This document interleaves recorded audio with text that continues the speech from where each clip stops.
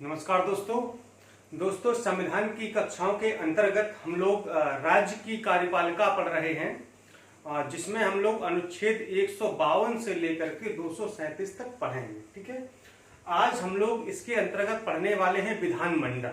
ठीक है, इससे पहले हम इस चैप्टर में क्या पढ़ चुके हैं? हम पढ़ चुके हैं राज्यपाल के बारे में, मुख्यमंत्री के बारे में और मंत्री परिषद के बारे में हम पढ़ चुके हैं। ठीक है, आज इसी चैप्टर का एक नया टॉपिक है जिसका नाम है विधानमंडल। ठीक है, पहले समझिए विधानमंडल होता क्या है।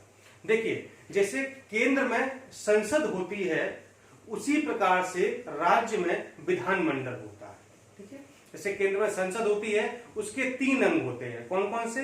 राष्ट्रपति, लोकसभा और राज्यसभा। ठीक है, इन तीनों अंगों को मिला करके संसद का निर्माण होता है। इसी प्रकार से राज्यों में क्या होता है? राज्यपाल, विधानसभा और विधान परिषद को मिला करके विधानमंडल का निर्माण होता है। ठीक है, और विधानमंडल जो जिसके बारे में विधानमंडल के बारे में दिया गया है, इसमें हम लोग भाग 6 में अनुच्छेद 168 से 212 तक पढ़ेंगे। ठीक है, जो राज्य की कार्यपालिका है वो तो 152 से लेकर के 237 तक है। ठीक है, लेकिन जो विधानमंडल है वो 168 से लेकर के 212 तक इसका वर्णन किया गया है। ठीक है, तो आज हम विधानमंडल के बारे में पढ़ेंगे जिसमें राज्यपाल, विधान परिषद और विधानसभा शामिल होती है। ठीक है, और जैसे कि केंद्र में राष्ट्रपति होता है तो राज्य में राज्यपाल होता है। केंद्र में राज्यसभा होती है तो यहाँ पर विधान परिषद होती है। केंद्र में लोकसभा होती है तो यहाँ पर विधानसभा होती है। ठीक है, अब देखिए इनकी हम लोग तुलना भी करेंगे कि विधानसभा लोकसभा कैसे सेम है। ठीक है, विधान परिषद और राज्यसभा किस तरीके से सेम है। ठीक है, और राज्यपाल राष्ट्रपति से किस तरीके से सेम है। ठीक है, इन सारी बातों को हम लोग पढ़ेंगे। तो आज हम बात करते हैं अनुच्छेद 168 की। ठीक है, अनुच्छेद 168 की बात करते हैं, यहां से शुरुआत करेंगे। तो अनुच्छेद 168 में क्या दिया गया है? ये बताया गया है कि राज्यों में विधानमंडल का गठन। ठीक है, यानी कि राज्यों में क्या होगा? एक विधानमंडल होगा और जो विधानमंडल होगा वो 2 सदनों से मिलकर के बना होगा। लेकिन ये जरूरी नहीं है, कहीं कहीं विधानमंडल ऐसा भी होगा जहां पर सिर्फ 1 सदन होगा और कहीं कहीं विधानमंडल ऐसा भी होगा जहां पर 2 सदन होंगे। ठीक है, यानी कि जो विधानमंडल है वो 1 सदनी भी हो सकता है और 2 सदनी भी हो सकता है। ठीक है, अधिकतर राज्य ऐसे हैं जहां पर विधानमंडल कैसा है? 1 सदनी है, यानी कि ये राज्य है आपके 22। ठीक है, 22 राज्य ऐसे हैं जहां पर 1 सदनी विधानमंडल है और 6 राज्य ऐसे हैं जहां पर 2 सदनी विधानमंडल है। ठीक है, अब देखिए 1 सदनी और 2 सदनी विधानमंडल क्या होता है इसको पहले आप समझिए। 1 सदनी विधानमंडल का मतलब यह है कि वहां पर सिर्फ विधानसभा होगी। ठीक है, क्या होगी? वहां पर सिर्फ विधानसभा होगी, जबकि 2 सदनी विधानमंडल में विधानसभा और विधान परिषद दोनों होगी। ठीक है, जहां पर विधानसभा और विधान परिषद दोनों होती है उसे 2 सदनी विधानमंडल कहा जाता है, और जहां पर सिर्फ विधानसभा अकेली होती है उसे 1 सदनी विधानमंडल कहा जाता है। ठीक है, तो वर्तमान में 6 ऐसे राज्य हैं जहां पर विधान परिषद मौजूद है, अर्थात 2 सदनी विधानमंडल वहां पर मौजूद है। वो कौन कौन से राज्य हैं? ये 6 राज्य ऐसे हैं जहां पर 2 सदनी विधानमंडल है। उत्तर प्रदेश जहां पर विधान परिषद सीटों की संख्या कितनी? 100 है। महाराष्ट्र में 78, बिहार में 75, कर्नाटक में 75, आंध्र प्रदेश में 50, तेलंगाना में 40। ठीक है, ये 6 राज्य ऐसे हैं जहां पर विधान परिषद है, अर्थात विधानसभा विधान परिषद दोनों है, इसलिए वहां पर 2 सदनी विधानमंडल मौजूद है। ठीक है, अभी तक ये राज्य 7 थे, यानी कि जम्मू कश्मीर में भी विधान परिषद हुआ करती थी, लेकिन जम्मू कश्मीर का पुनर्गठन हो गया है। उसका पुनर्गठन करके 2 केंद्र शासित राज्य बना दिए गए हैं, इसलिए वहां पर विधान परिषद समाप्त हो गई है। तो जो वर्तमान आंकड़े हैं, लेटेस्ट आंकड़े हैं, वो 6 राज्यों में विधान परिषद है। ठीक है, हालांकि कुछ राज्य जैसे कि उड़ीसा वगैरह है तो वहां पर भी विधान परिषद मतलब अभी प्रस्ताव है वहां पर, मतलब पूरी तरह से पारित नहीं हुआ है। ठीक है, लेकिन जहां पर मौजूद है वर्तमान में तो वो अब 6 राज्य बचे हुए हैं। ठीक है, तो ये तो बात हो गई अनुच्छेद 168 की कि क्या होगा, यानी कि राज्यों का विधानमंडल का गठन किस तरह होगा, 1 सदनी या फिर 2 सदनी। ठीक है, अब हम बात करेंगे अनुच्छेद 169 की। 169 में क्या है, बेसिकली इस वाले टॉपिक में यानी कि आज वाले लेक्चर में हम लोग विधान परिषद के बारे में पढ़ेंगे, चूंकि राज्यपाल आप पढ़ चुके हैं, और विधानसभा के बारे में अगले वाले लेक्चर में पढ़ेंगे। देखिए अनुच्छेद 169 में क्या है, यानी कि विधान परिषद का गठन या समाप्ति। ठीक है, मान लो किसी राज्य में विधान परिषद है और वो उसको समाप्त करना चाहता है, या किसी राज्य में विधान परिषद नहीं है लेकिन वो गठन करना चाहते हैं, तो कैसे करेंगे, इसके लिए अनुच्छेद 169 में प्रावधान दिया गया है। ठीक है, ध्यान यहां पर यह देना है कि विधान परिषद की तुलना हम केंद्र में किससे करते हैं, राज्यसभा से करते हैं। ठीक है, लेकिन विधान परिषद को भंग तो नहीं कर सकते हैं, व्यक्तित्व तो नहीं कर सकते, लेकिन समाप्त कर सकते हैं। लेकिन केंद्र में राज्यसभा को ना तो हम भंग कर सकते हैं ना ही समाप्त कर सकते हैं। ठीक है, तो ये अंतर है। ठीक है, भंग तो हम दोनों को नहीं कर सकते हैं, लेकिन राज्यसभा को हम समाप्त नहीं कर सकते, लेकिन विधान परिषद को समाप्त किया जा सकता है। ठीक है, तो इसके जो गठन और समाप्ति की प्रक्रिया यानी उत्साधन की प्रक्रिया वो क्या है, अनुच्छेद 169 क्या कहता है, ये कहता है कि संबंधित राज्य यानी कि जो राज्य चाहे, संबंधित राज्य की विधानसभा अपने कुल सदस्यों के पूर्ण बहुमत तथा उपस्थित मतदान करने वाले सदस्यों के 2/3 बहुमत से प्रस्ताव अगर पारित कर दे और ये प्रस्ताव संसद में जाएगा, फिर संसद में अगर ये प्रस्ताव साधारण बहुमत से पारित हो जाए तो संबंधित राज्य में विधान परिषद का गठन या फिर उत्साधन किया जा सकता है।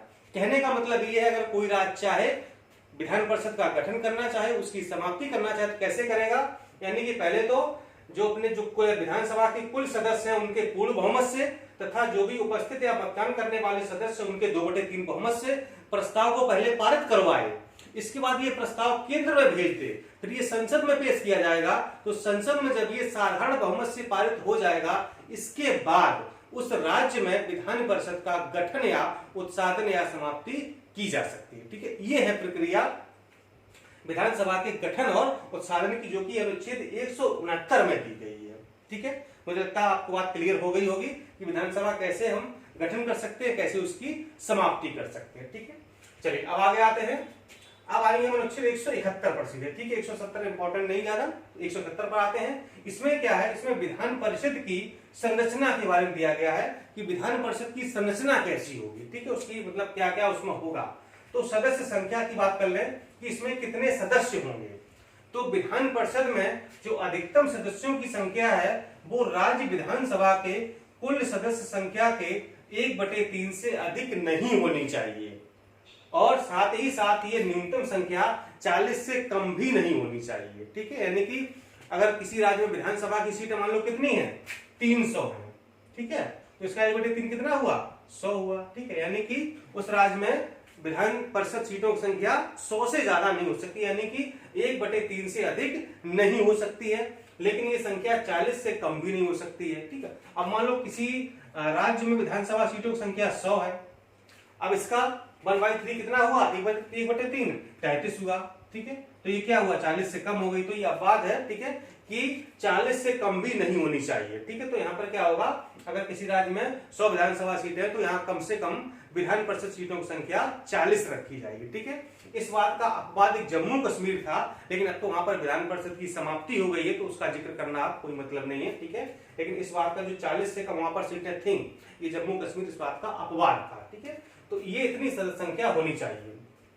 अब सदस्यों की योग्यता क्या होनी चाहिए कि कौन सदस्य विधान परिषद का सदस्य बन सकता है। ठीक है, कौन व्यक्ति विधान परिषद का सदस्य बन सकता है, तो जो योग्यता राज्यसभा सदस्य बनने के लिए निर्धारित थी, सेम वही योग्यता विधान परिषद के सदस्य बनने के लिए निर्धारित की गई है। जैसे यह भारत का नागरिक होना चाहिए, 30 वर्ष की आयु पूरी कर चुका हो, लाभ के पद पर ना हो। लाभ के पद आपको हम पहले बता चुके हैं, राष्ट्रपति और ये सब मैंने जब पढ़ा आपको बताया था, तो वहां पर लाभ का पद मैंने डिफाइन किया था कि कौन कौन से लाभ के पद होंगे।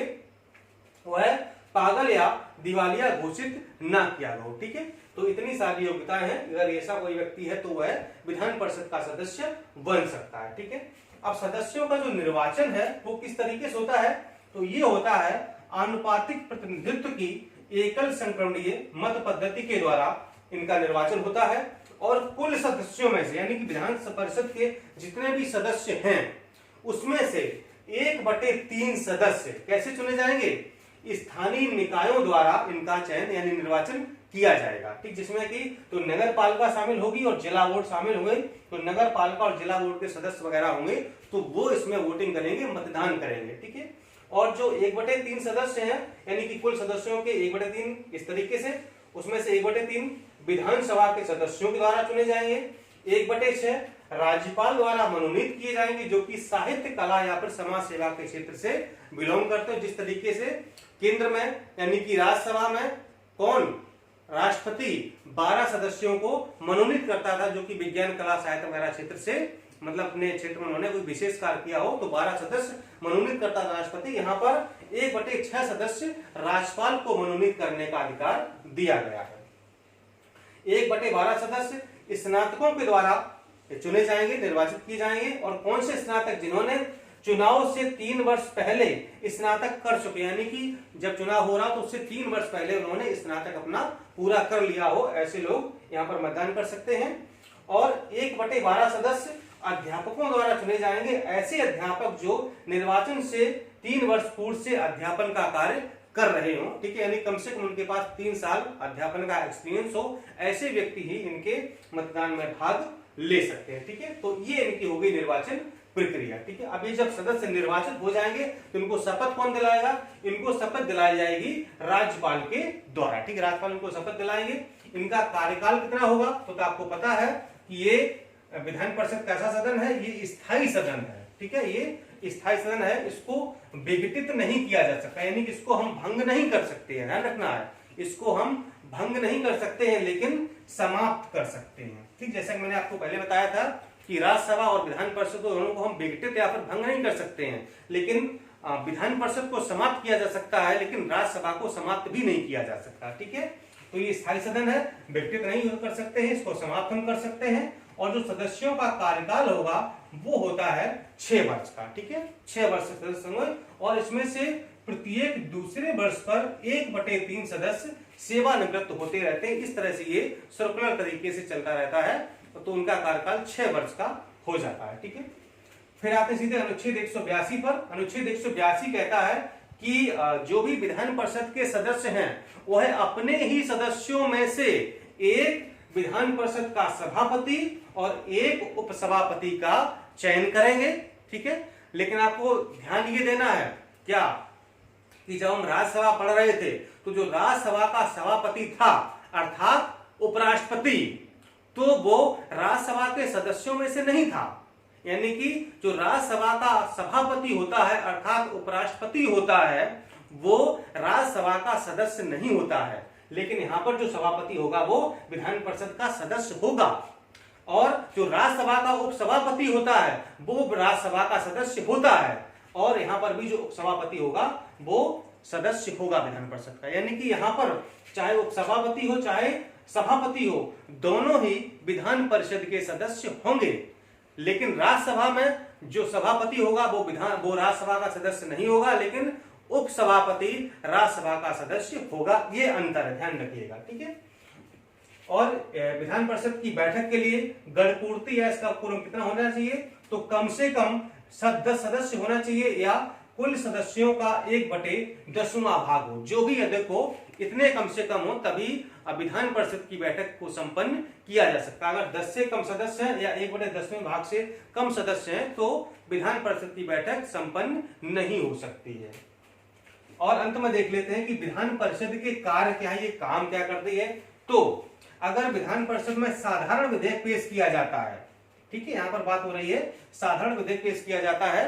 ठीक है, हमने आपको वहां पर राज्यसभा की सारी शक्तियां बताई थी, ठीक है, लोकसभा बताई थी, साधारण विधेयक के बारे में, धन विधेयक के बारे में, वित्त विधेयक के बारे में, संविधान संशोधन विधेयक के बारे में, सारी बात आपको पीछे बता चुके हैं। ठीक है, तो बहुत डिटेल में जाने की आवश्यकता तो है नहीं। ठीक है, अगर आपने वो लेक्चर नहीं देखे हैं तो आप देख लीजिए, सारी चीजें आपको क्लियर हो जाएंगी कि साधारण विधेयक, वित्त विधेयक, धन विधेयक और संविधान संशोधन विधेयक क्या होते हैं, इन पर लोकसभा और राज्यसभा की शक्तियां किस प्रकार से हैं, कौन कितने दिन तक रोक सकता है, कैसे उसको वो पारित कर सकते हैं। ठीक है, तो साधारण विधेयक अगर विधान परिषद में पेश किया जाता है तो यह 4 माह तक रोक सकती है। ठीक है, इसको अधिकार है 4 माह तक, यानी कि पहली बार में ये 3 माह तक रोक सकती है और दोबारा अगर पेश किया गया तो दूसरी बार में ये 1 माह रोक सकती है, यानी कि कुल मिलाकर इसको साधारण विधेयक को 4 महीने तक रोकने का अधिकार है। 4 महीने बाद इसको पास करना ही होगा, अगर नहीं करती है तो उसे स्वतः पास मान लिया जाएगा।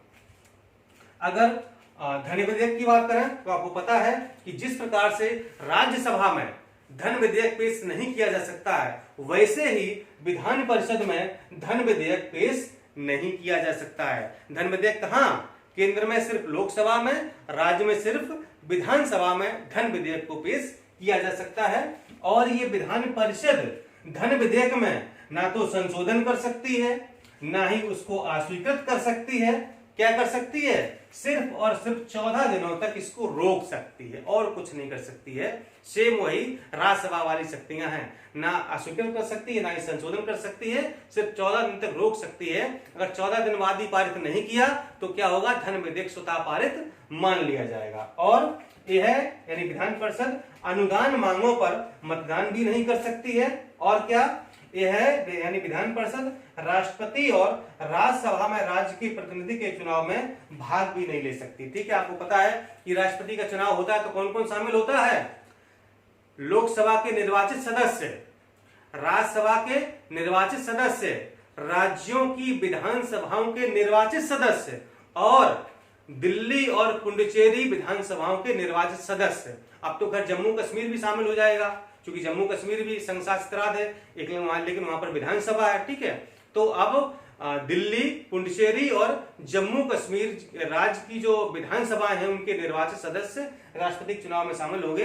किसी भी राज्य के विधान परिषद के सदस्य राष्ट्रपति के चुनाव में भाग नहीं लेते हैं, आपको ध्यान रखना है। और राज्यसभा में राज्य के प्रतिनिधि के चुनाव में भी भाग ये नहीं ले सकते, यानी कि जो राज्यसभा के सदस्यों का चयन होता है तो राज्यसभा के सदस्य चुने जाते हैं, ठीक है, राज्य के प्रतिनिधि के रूप में, तो वहां पर भी क्या होता है? विधानसभा सदस्यों के आधार पर ये प्रतिनिधित्व होता है। वहां पर भी विधान परिषद के सदस्य इनके निर्वाचन में भाग नहीं लेते हैं। ठीक है, तो ये है, इसकी शक्तियां बहुत ही सीमित हैं। ठीक है, बहुत ज्यादा शक्तियां विधान परिषद को नहीं दी गई हैं, लिमिटेड शक्तियां हैं। तो ये पूरा रही आज की विधान परिषद। इसके बाद जो नेक्स्ट टॉपिक होगा इसी का छूटा हुआ भाग है, क्योंकि एक लेक्चर में काफी बड़ा हो जाता है, इसलिए मैंने उसको 2 में कर दिया है। काफी छोटा लिख जाता है, समझ में आपको नहीं आता है, तो विधानसभा पढ़ा देंगे। इसके बाद ये वाला हमारा टॉपिक खत्म हो जाएगा। हम इसके बाद तुरंत शुरुआत कर देंगे जुडिशरी यानी कि न्यायपालिका, अर्थात सर्वोच्च न्यायालय, उच्च न्यायालय और अधीनस्थ न्यायालय। ठीक है, ये तीनों आपको पढ़ाएंगे। इसके बाद केंद्र राज्य संबंध पढ़ा देंगे, बहुत डिमांड आप लोगों की हो रही है। और इसके बाद जितने भी संस्थाएं हैं, जैसे कि चुनाव आयोग है ना, नीति आयोग है, पिछड़ा वर्ग आयोग है, अनुसूचित जाति आयोग है, ठीक, बहुत सारे जो आयोग वगैरह हैं उन सब के बारे में आपको पढ़ाएंगे। और आप देखेंगे कि मेरा अनुमान है कि इस जून भर में हम आपकी पॉलिटी समाप्त कर देंगे। ठीक है, जून में पॉलिटी समाप्त हो जाएगी। इसके बाद जुलाई हिस्ट्री चल ही रहा है, तो जुलाई से यानी कि हम एक नया विषय लगा करके 2 विषय आराम से लेकर के चलेंगे। साथ में करंट भी समाप्त होने वाला है, तो बिल्कुल आप परेशान मत होइए और समय से पहले हम आपका सिलेबस पूरा समाप्त कर देंगे। ठीक है, निश्चिंत रहिए, बस अपने आप पर भरोसा रखिए, तैयारी करते रहिए, ईमानदारी से पूरे समर्पण के साथ लगे रहिए।